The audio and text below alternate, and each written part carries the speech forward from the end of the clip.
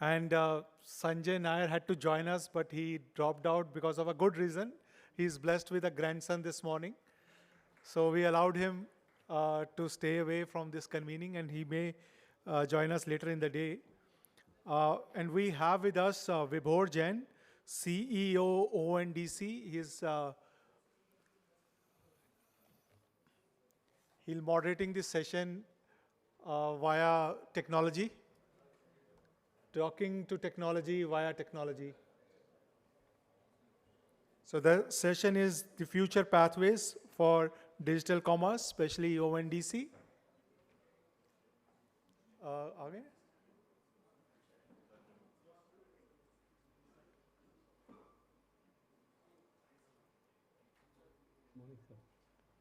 Speak. So mic is yours. Vibhor, it will be better if you can come here because I think they have set the camera this way. Okay, I think this is also okay for me. Yeah. No, no, but people will not be able to see you. So Oh, super. it's better. No, that's perfectly fine. Hi Adil, hi Vijay bhai, very good morning and extremely sorry that we're running late on this session, but yeah, thanks for joining in. So I think we have a house full here, Adil and Vijay, and I think interesting topic for us to look at, right, in terms of the pathway for ONDC. So Adil, let me start with you first, right? You obviously have been sort of the founding team at ONDC, right? You know, and you understand the larger vision in terms of why this initiative came to life. So maybe it will be important we start with that context in terms of letting the audience know, what's the sort of brainchild behind this entire initiative, and if you could throw some light on that, Adil. Sure, we'd be happy to do that. Good morning. Just 1 second, Adil. I think can we just have the audio loud for Adil? Yeah? Yeah, Adil, over to you. Hi, good morning. Can you hear me okay? Yeah. Okay. Good morning. Very happy to join this group and lovely to see you, Vijay, and Vibhor, of course, and everyone else there, including Koshi and Sharad and various other folks who've been involved in this for a long time. I think the idea when it started, if many of you will remember that, 10, 15, 20 years ago, India always did, we were sort of behind in many technologies, and it took us a long time to catch up. And after Aadhaar, I think there was a lot of confidence that we can, in fact, leapfrog and build the right kinds of digital infrastructure that would allow the digitization of the Indian economy. Obviously, you all have all seen the benefits of UPI and how that evolved. But as many people will point out, the first 5 to 10 years of UPI, I mean, it took a long time for it to take off. We are now very proud of the huge numbers and the huge volumes of transactions that occur there. But all of these took some time to take off. But when it did, we created a world-class digital infrastructure for payments. And I think the idea at the beginning also was, how do we accelerate the digitization of the Indian economy in e-commerce? And can we do it in a way that creates some more public infrastructure that is available to everyone and that accelerates the digitization both for the buyers and the sellers and for the small sellers and for the kirana stores, and that everything is available to everyone else, to everyone. I think that was the broad idea. But the broadest part of it was, how do we accelerate the digitization of the Indian economy through e-commerce? Okay, that is what we were trying to do. As all of you know, things evolve very fast with technology. So, whatever idea you have, within another 6 to 12 months, you have to start rethinking because technology seems to have overtaken things. And I think right from the very start, we all felt that while the idea is great, we will have to keep rethinking and keeping pace with what is happening out there and do better each time. So it isn't at all surprising that we started with one set of thoughts on what the technology should do, how it should work, and that every year or two we keep having to change it. But the broader picture still holds very much, which is this is what we're trying to do, which is speed up the digitization of the Indian economy on e-commerce, make it available for everyone, get everyone from the smallest sellers to the smallest buyers on it, using it, lower the cost of using it, and give the surplus back to the consumer and to the seller. I think that is what we are trying to do. Each time we will use slightly different technology, slightly different approaches, and we hope that we are thinking about it fast enough that we can keep adjusting to what is happening. I don't think we are worried about when technology changes or when things change in the marketplace, because in this kind of a market, we would expect everything to change all the time. Otherwise, we're not in the right system. So that's kind of where we are, and hope that gives you a little bit of how we got started and what happens. And I will only add one thing to it, which is it was barely 2 years ago when we were at less than 1,000 transactions a month on ONDC. And I think today, Vibor, you will say we are doing 16 million a month. Is that right? 18 million, Adil. 18 million. Yeah. So I think, it has taken off, and I think we hope that this will be 10x the scale, and we have to just keep changing whatever we are doing and the technologies to ensure that we can get there. Thank you. Thanks, Adil. Vijay bhai, over to you. And I think Adil set a good context of, drawing that parallels to UPI. And obviously, you have been the first in a lot of things, right? If I look at UPI, obviously, Paytm has been sort of the front runner in terms of taking that leap of faith in that entire concept. So was the case in case of ONDC as well. I think would love to hear your views, Vijay bhai, in terms of how do you see the parallels in terms of the journey that you had with UPI versus the journey you have had with ONDC so far? And what are the key differences and the challenges that you see that this journey would entail for the growth of this network?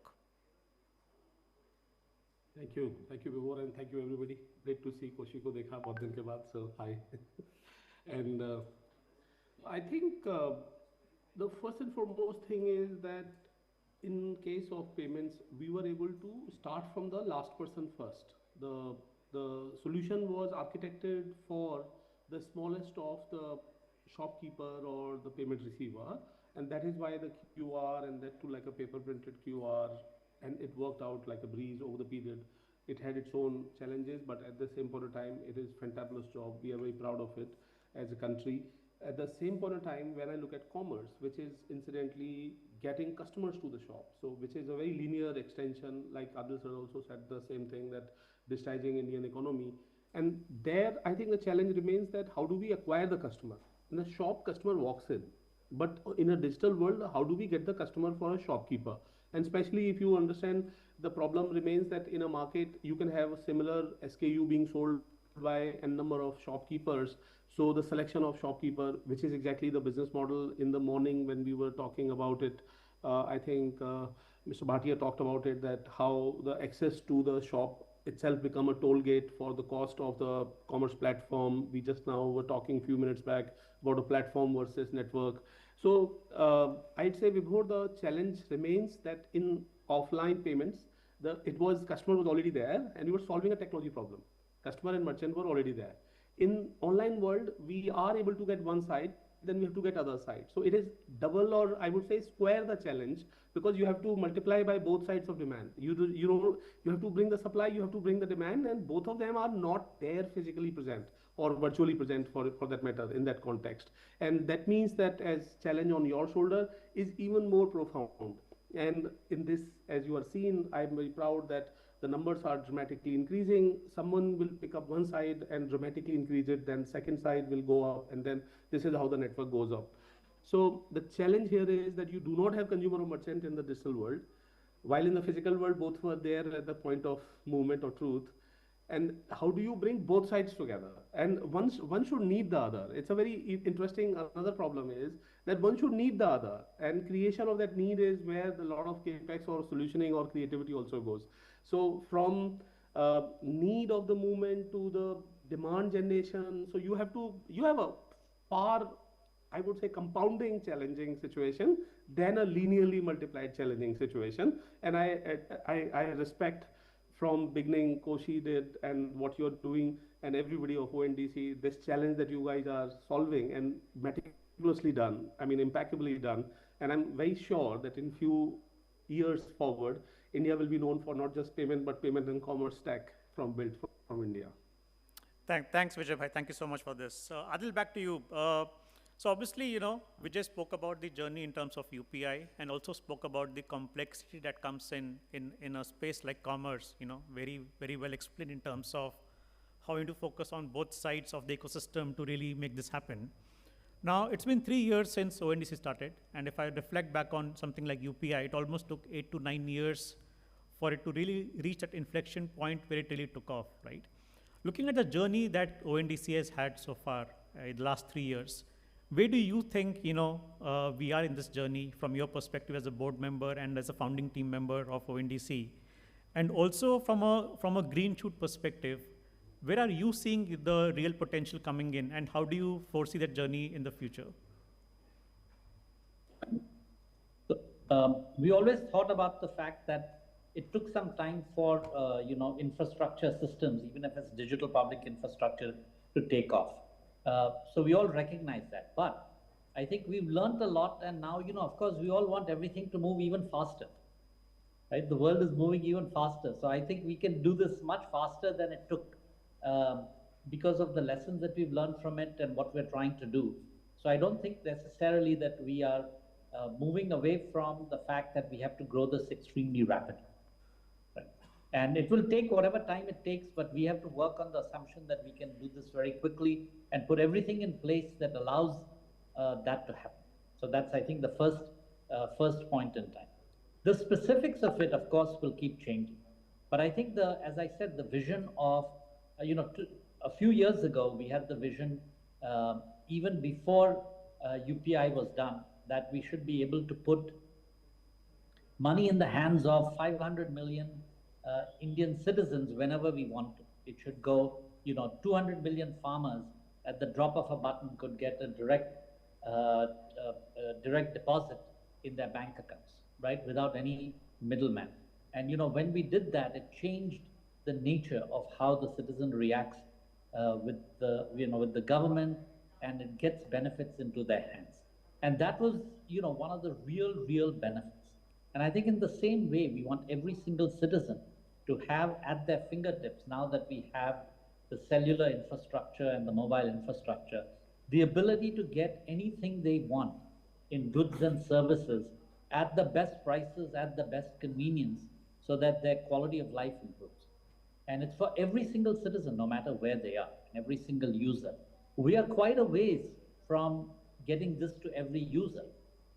So there is a lot to do over there in terms of not just getting the user base, as Vijay mentioned, but also to get it easy for them, to get the delivery, to get the range, to get the right sets of products and services. We're forgetting about services. Services are a very big part of it, into their hands. And what we found is that as people learn about what's available, their aspiration for what they want goes up as opposed to goes down. So people want better quality products and services once they're aware that they are available. We saw this when free dish TV reached lots of villages. People suddenly were not satisfied with basic goods that they got. They wanted a better quality of goods that they saw on TV soaps, etc., right? On TV dramas and all of that. So I think it's the same thing on digital. They will want the very best, and it will help the economy because they will actually upscale the kinds of goods and services that they want. So I think it's a very big part of the transformation of India, and we have to make it happen as we go along.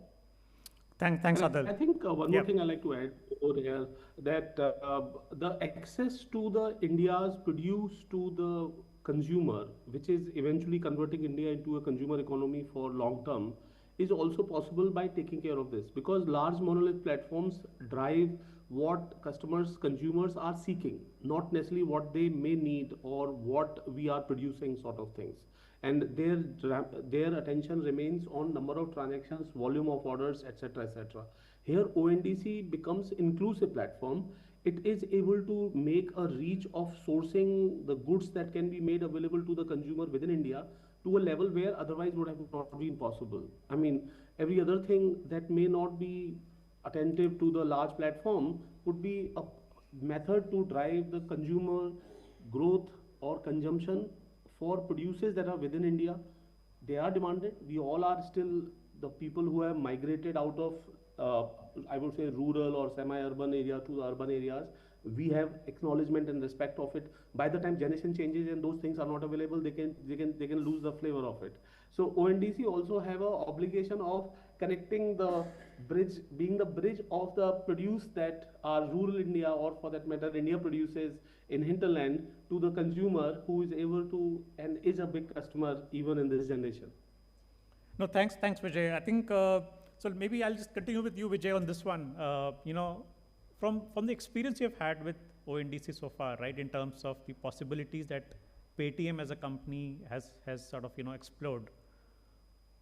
What is your 5-year vision, and where do you see this could really be in 5 years from now, right? What sort of possibilities, what sort of unlock, what sort of imagination do you have of ONDC 5 years from now? So, first of all, I must acknowledge your personal effort now here, because traditionally we have had a particular method of working where it is not behaving like complete network, and there is an advantage of that approach versus a clarity of a network approach that we are talking today in this conference here. So the approach that there will be a number of people who will bring merchants and a number of people who will bring demand, that sort of creates a compounding effect here.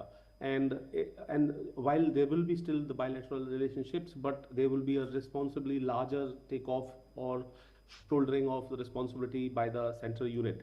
I don't know whether you want to still call yourself network or not, and although your name includes a network, and I understand the kind of various elements that are responsible for it. But the very fact that the scope of work you've been able to pull off to the next milestone is something that will drive the demand that even companies like us, Paytm, and many others will be able to leverage it. So over the period, first and foremost, my dream and my expectation would be that current commerce player, like we just few minutes were talking about Magic Pin. So there was a choice, but I would say there is an obligation. Just like every app must have a commerce API supply or API demand committed to ONDC or sourced from ONDC. Otherwise, right now, and that happens when the balance of power of supply side grows or demand side grows. And in this journey, supply side is easier to generate, then let's generate the supply side. So in 5 years, I expect there will be a universal supply of SKUs on ONDC. A universal supply stands for number of SKUs are more than the compounding SKUs available elsewhere. So it may be an ambitious target, but that is a target, because then after that, any e-commerce platform will have an obligation to take this API, obligation to put this SKU. It is like the Google ad network does to the typical media houses, that you give the rest of the inventory to the other ad network to fulfill. Here it is exactly what I'm saying, that if the customer has a query, customer has a search, I will take this search and SKU from ONDC API. So the first and foremost mission for me is that the ONDC will become universal supply. And I'm using the word universal in a sense that everything that is available online that can be sold online is available on an API. That kind of vision. That's number one. And number two, that has a network effect impact. The client side will become automatically available, and then there will be unique new independent client side. Thanks to the AI-based interfaces and many other things that we will see, people will be able to create many more interfaces, because you will be able to offer supply and fulfillment at a demand. And obviously the third word that I've added is fulfillment, where the very fact that ONDC's approach towards creating a network of networks, meaning there is a logistics network, there is an individual who can do delivery, there is a small courier company in a small city can do deliveries, that will be incredible. So I'm here for supply of SKUs, supply of logistics and fulfillment, and then in turn, thanks to the new interfaces, which I'm not going to say this more, there was a time when executable exe file was the interface. Then came the web desktop as a browser as an interface. So desktop browser, mobile internet, app. 2014-15, if we were not making app, we were foolish.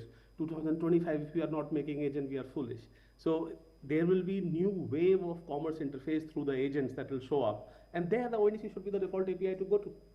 So here it is, SKU supply and fulfillment, and you are in the game of a next orbit.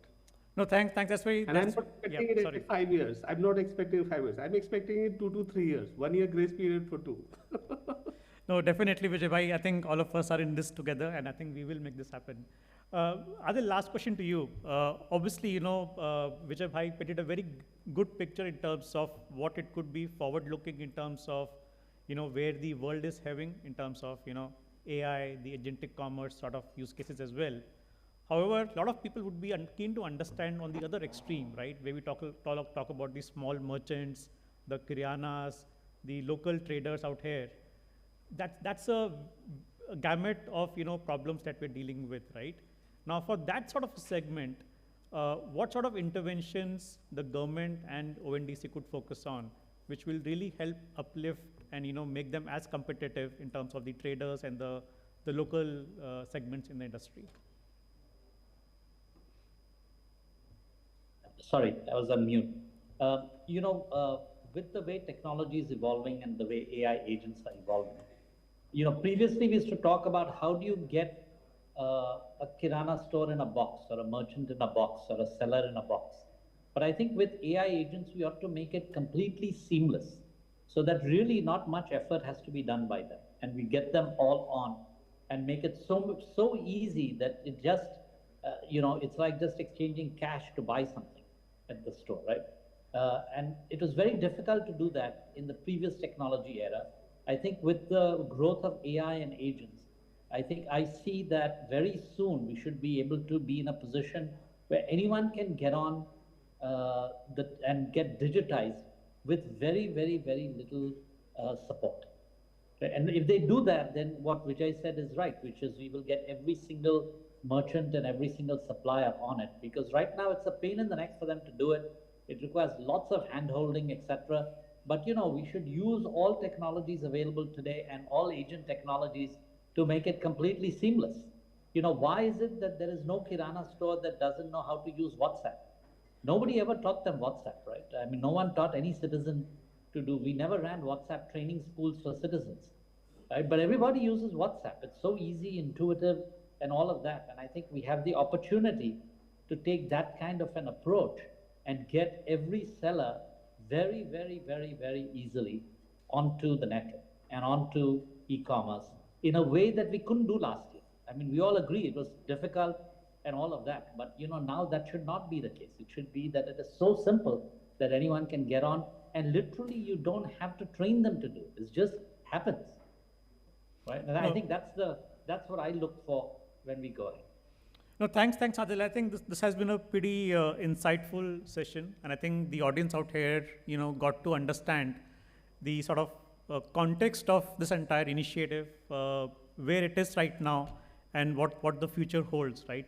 Thank you so much, Vijay Bhai. I know you've been traveling abroad, but thank you so much for joining in, and thanks, Adil. Yeah, Vijay, you want to say something? I have one more thing.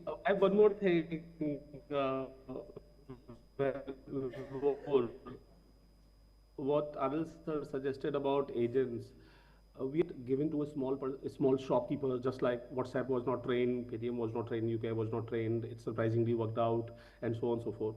So the amount of attention that we need to put among the two sides, the ability of merchant to get on board. Because if you have a universal supply, believe me or not, demand is default to government, because consumer behavior is changed by someone else. You don't take a pain of that. So consumers need something else. I'm just going to say this, that I need that Bhavnagar की तीखी कुछ होता है वहाँ पे गाठिया तीखी गाठिया बोलते हैं और कुछ वहाँ पे होता है वो सब अब इंटरनेट पे मुझे मिला नहीं और अमेजोन पे मैंने सर्च किया वो 2 पेज तक एडवर्टाइजमेंट दिखाता है it is so shamelessly bad that you just don't see the brand keyword that itself is selling. So there is a space and reason for this to be solved because the current systems have inherited a lot of bad behavior of customer demand itself.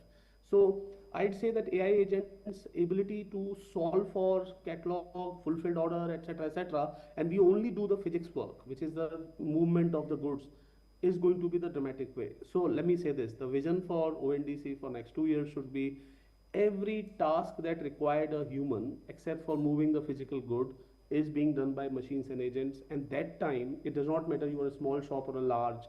If you are a large guy who is not using this machine, you are Decaronian age, you are going to get obsolete. And you are a small guy who's using it, your power of together combination will become the power to challenge the big guys also. So that is the point. No, I think that's a great way, Vijay Bhai, to summarize what's in it for us in terms of road ahead, and also gives us a clear direction in terms of what we should be focusing on. Thank you so much for those insights, Vijay bhai. Thank you so much, Adil, for joining in, and thank you so much, everyone, for hearing out. Thank you so much. Good luck. Thank you. Thank you. Bye.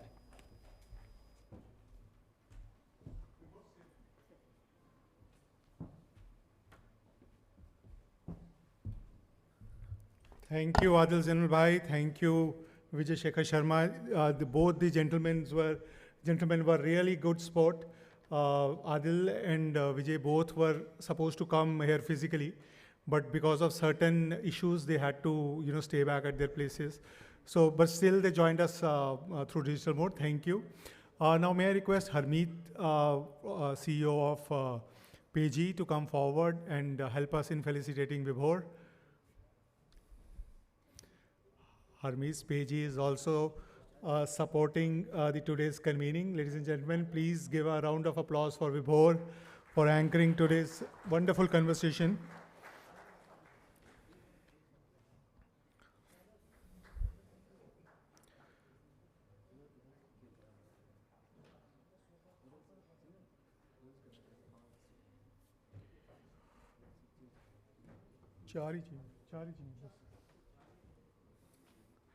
So next.